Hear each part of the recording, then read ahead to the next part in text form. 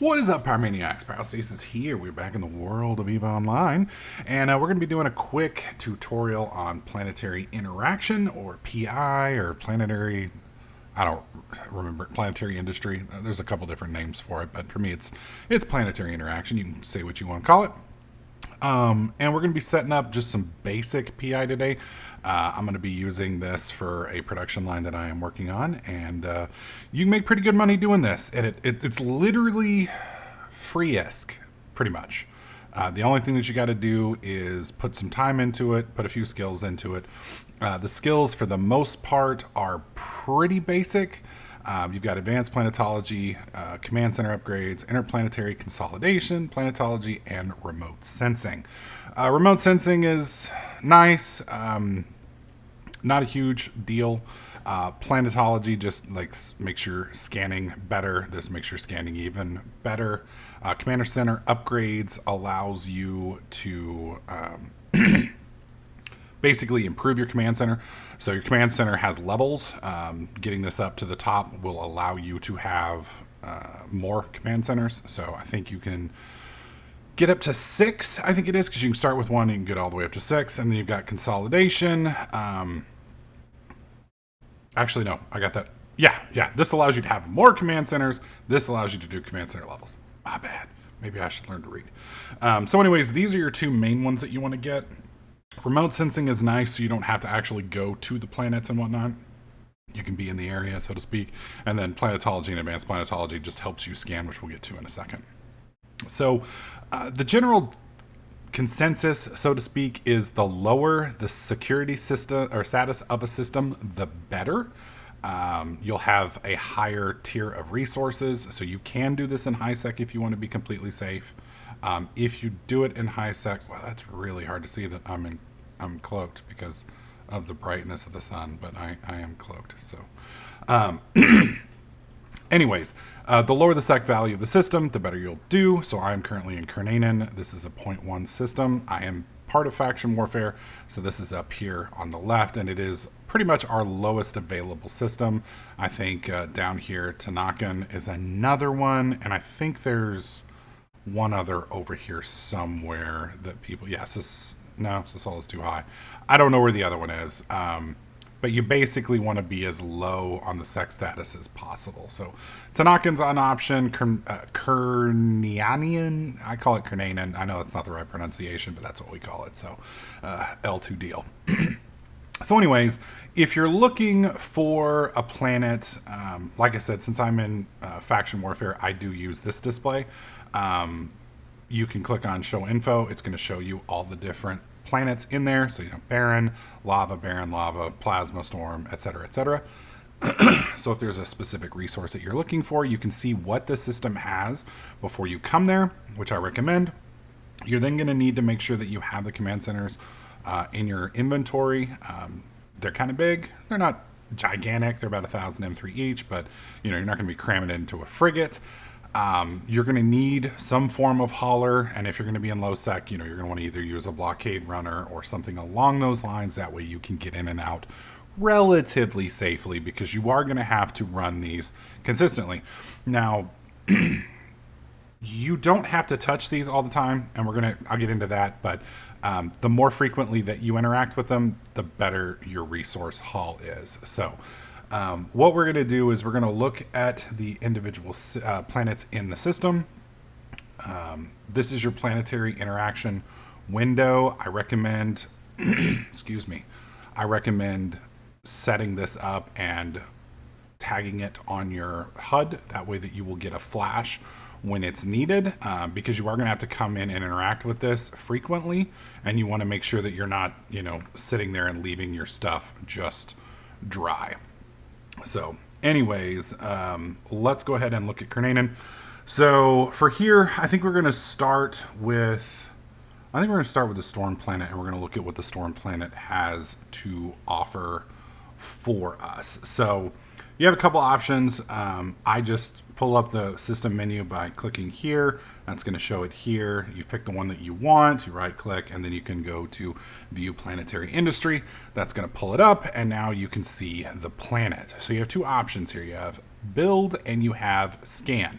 Build just lets you place things. Scan is going to let you see different materials. So depending on what you need, what you're looking for, you're going to want to search. So there's a variety of different ways to do this. So you can see we've got a lot of white. We can drag this over and see what this is doing is increasing the resources. So if we're on the far max here, this is going to be a really hot area. And you can kind of shrink it down so that you're looking basically at the richest parts on this planet if you want. You don't have to do that, but it is a nice way to go about doing it. So once you've figured out where you want to be, we're going to select our Storm Command Center, and you can see we've got it right here. We can click anywhere we want on the map. It doesn't have to necessarily be close because we aren't going to use this, but you have to have a command center on the planet. It's what makes everything run. So we're going to go ahead and just drop this guy right here. Now we have a command center. We're going to go ahead and click submit. That's going to build it, and now it's here. We're going to go ahead and click on this, and you want to click on upgrade. I don't have it maxed out yet. I highly recommend doing that because that's going to give you more to work with. Your mileage will vary. So we're going to go ahead and click upgrade on that. That's going to max out what we can do, and now we're going to have access to more stuff. Now this is about the only initial investment that you have to do with this, and then after this it literally just prints money as long as you interact with it. So all you have to do is basically touch it to keep things going. Now we're going to build an extractor next. So the extractor is what's going to actually pull the resource that we're looking for. So you can see this little opaque circle on your screen. It looks like it is being picked up by OBS, so that's nice. And we can put this anywhere we want as long as what we're wanting to interact with is inside that circle. So we will be able to place things on that circle as long as it's inside of here. So I'm going to put it, I guess, right here. That's probably a good spot. All right, so now that we've got that up, we're going to go ahead and click submit. So now that's placed and we're within range. So we're going to click on this, and now we're going to want to install execution programs. And then it's, what are we looking for? We're looking for Aqueous. So now you can see all that stuff is lit up. And then we have all these options here for different little setups. Now you can see we're at like 270 here on this one.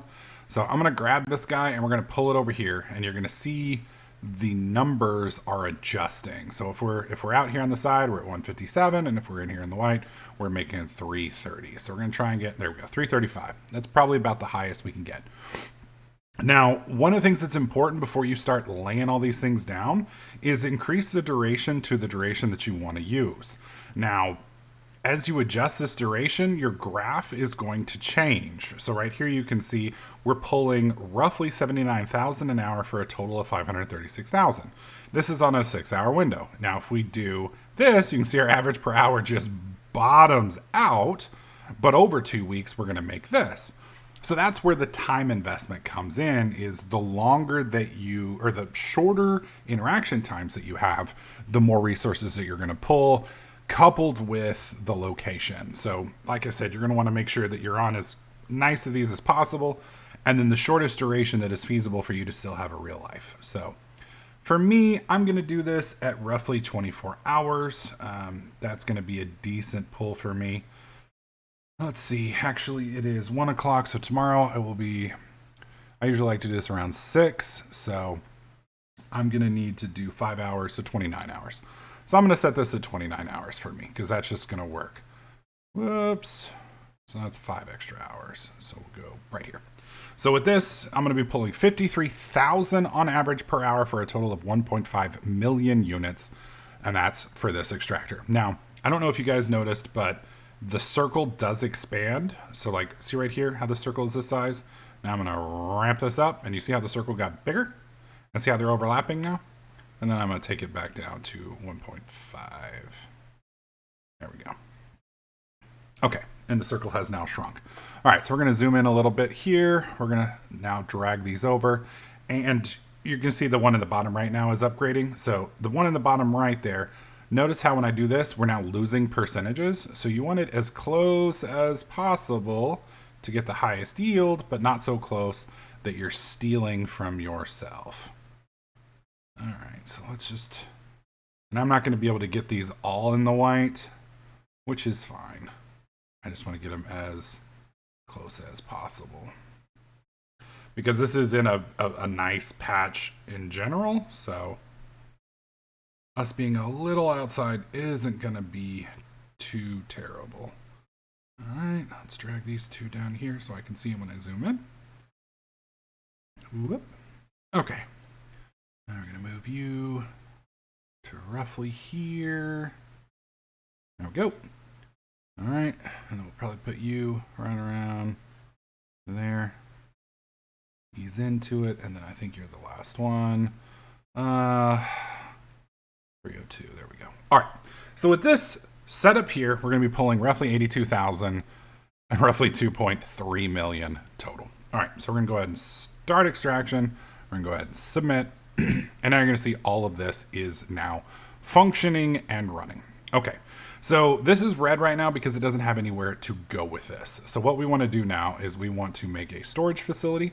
This is where everything is going to be stored, and we want to make this as close as possible to this right here. And then we want to do a launch pad, which we will also set up as close as possible. We'll set that right there. And then this is, go ahead and submit that. This is the kind of tricky part. You want to be careful with this. Let's see, create link. So we're going to touch here and we're going to touch here. So this is now linked, and we're going to touch here, and that's linked. So there is now, think of it like a pipeline or a conveyor belt if you're into Factorio and things like that. I'm going to go ahead and submit that. And then we want to upgrade the pipeline between these two because it's going to be kind of hairy. So let's go ahead and look at the links. You can see this link is right here. We can double click that link. This gives us an option here. You can see that it will move 12,050 M3 an hour. So we want to upgrade that at least once. Click submit.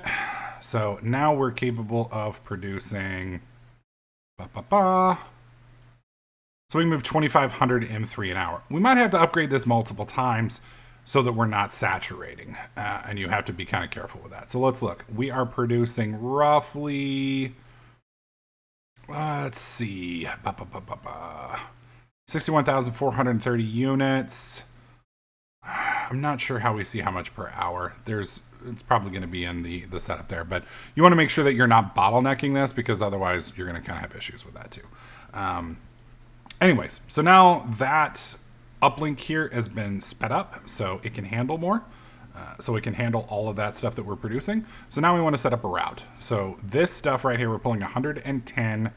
We want to create a route and we want to send it here, and then we want to create route. So you can see that we're moving 110,674 liquids. We're going to go ahead and click create route, and then we're going to hit submit. And now this is going to be dumping everything into this. And you can see we're at 88.5% on that. Remember I was talking about the upgrade. So we haven't maxed the throughput out. So we're good. We don't have to worry about upgrading that anymore. Okay, so now we have our resource. What do we want to do with this resource? Well, we're pulling aqueous liquids, so we want to turn that into something. So we're going to go with basic industry facility. I'm going to go ahead and click off this so that we don't have the little setup there. Basic industry facility. And again, you kind of want to make these as close as possible because the links do have their own costs in power grid and all that stuff. And there we go. Come on, there we are. And I usually do about 6 of these. Usually you don't quite need 6, at least for my current level. But that was on my test planet, so we may need it here actually. All right, so we're gonna go ahead and submit. So that's gonna build all of those. Those are now built. Let that run through real quick. All right, so we're gonna create links. So we're gonna do this a little different. So we have a link all the way across, right? Back and forth. And the big link is back and forth to here because everything's gonna go to storage first. So we wanna click here, go to there, click here, go to there. Click here, here, here, here, here, here, here, here. There we go. Submit, done. Now everything's linked. So basically everything's gonna come here through a big fat pipe, and then from here, it's all gonna be divvied out. So boom, boom, it's gonna come back through here, back up, and then over here and up there. All right, so let's click on the individual storm setup here, and it depends on what we want to produce. So since we're doing aqueous liquids, we want to make water because that's what aqueous liquids uses. So we're gonna go ahead and click install. And so this is now going to produce aqueous liquids, and you're good to go. So go ahead and click submit there, but it doesn't have a resource. So this right here is going to be producing, and every 30 minutes it's going to be spitting stuff out. It's only been going for 4 minutes, but that's going to come here to the center. And that's going to fill into the storage. I don't have it yet, so I can't create a route. But if I did, when that stuff came, I would click it here, click on the route, and then we would put the route to here. And then the same thing from this. This is then going to produce a product here. So we're going to click here, we're going to click create route. And we want this not to go back to storage, but we want the final product to go to the launch bay. And that's kind of critical because we want to shoot the stuff into the sky. We don't want it to sit on our planet. If you have it sitting on the planet, then you kind of run into a problem. Now, the nice thing is it does save the setup there for you, so you don't have to worry about doing that again in the future. We click this, we click there. That's it. We click submit, and then the routes are good to go. There we go. Create route. Okay. Install, create route. There we go. Interface is a little clunky, but it's honestly not too complicated once you kind of get your head wrapped around it. It does take a little bit to get your head wrapped around it, though. There we go. Click here, create route, and done. Okay. So you can see these two are done. These 4 are not. We click submit. Now everything is routed. All right, so with that going, what's going to basically happen, again, just to kind of cover it, this is going to be harvesting the water out of here, or the aqueous liquids. It's going to dump it into our storage.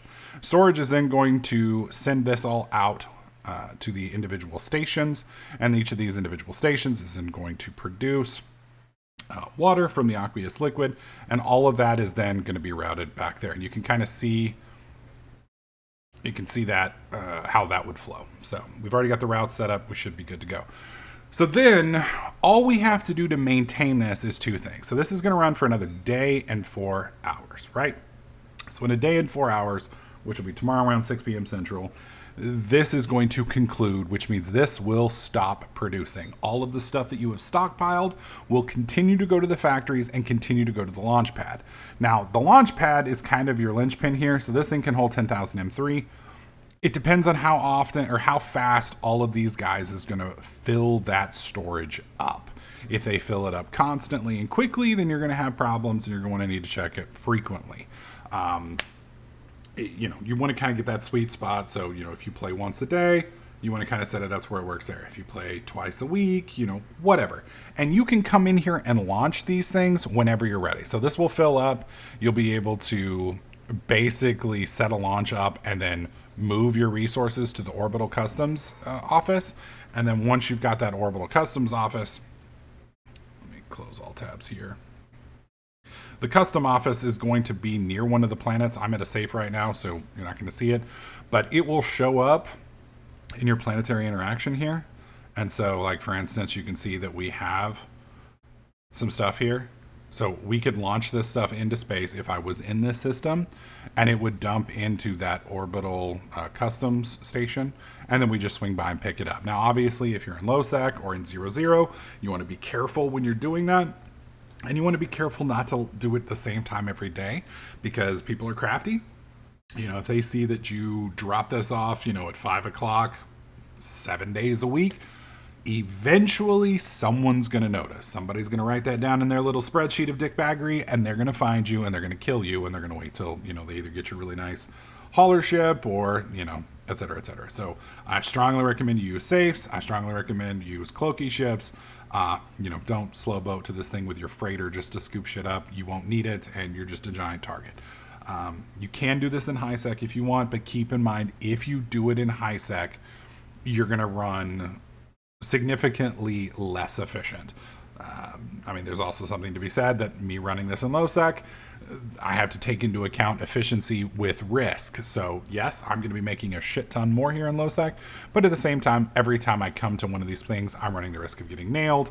I'm running the risk of not being able to get it out, et cetera, et cetera. So ideally, you want your PI in low sec or 0-0 not too far from your base of operations for production. So for me, it wouldn't be too bad. I just store it all in the station here. I can jump freighter in, grab my stuff, jump out, and my risk is minimal, especially in a quiet system. Keep in mind, though, in faction warfare, what's quiet initially may not be quiet all the time. This a couple days ago was very quiet. It is no longer quiet. So keep that in mind. That being said, that's pretty much all there is to PI. This factory that I just set up, it will run 24 hours a day, 7 days a week, as long as I check in every so often. And you can restart that process. Maybe you won't make it. Maybe I have the wife wants me to take her out somewhere, so I won't be able to make it at 6 o'clock. I can cancel it and restart it, and you just lose the external runs. So it's not that big a deal. But you can use this to make PI. This is a T1 basic build. I use this for blueprints so that I can make T1 ships. For I think it's the life support system modules, and it's another plating that I forget the name of. But that's what I use it for. You can make more complex things, tier 2, tier 3, and each of those will exponentially increase your profit margin. So, but just off this base stuff, you can easily make, 20-30 million, no problem. And you've got 6 planets. It takes about a month and a half to train these skills. So if you were to buy MCT, multi-character training, for your character or your account, you could theoretically do 3 characters on your account that all have the PI ability. Once they're done training, you don't need to do it anymore, and then you can retire the MCT, and literally you just log on them once a week or once a day, or however often you want to do it, and you can have 6 planets per character, 18 planets per account. See what I'm saying? I know a guy who has 150 planets that he does this on. I'm pretty sure he's married to Eve, and she's not putting out anytime soon. So don't lose yourself in this game. It can easily take over your life. But you get the idea. It can scale. It's very easy, very low impact, very low effort, very low risk for no. It's literally printing money. So it's not going to make you filthy rich, but it's something you can do. Anyways, if you guys have any questions, feel free to leave them in the comment section down below. If you would like to make a PI alt and get a hell of a quick start, there's a link in the comment or in the description that will give you 1 million skill points right out of the books. Doesn't cost you anything. It does give me a small kickback, but it's no extra cost to you. It gives you 1 million skill points, which will save a month off any plans that you want. And if you're looking for a Faction Warfare Corp, I strongly recommend Task Force 641. That's my group. Very friendly to new players. We love having new people. If that's something you're interested in as well, feel free to track us down. That being said, thanks for watching. Hit the like button if you like this video. Don't forget to subscribe if you haven't already, and I'll catch you guys in the next clip.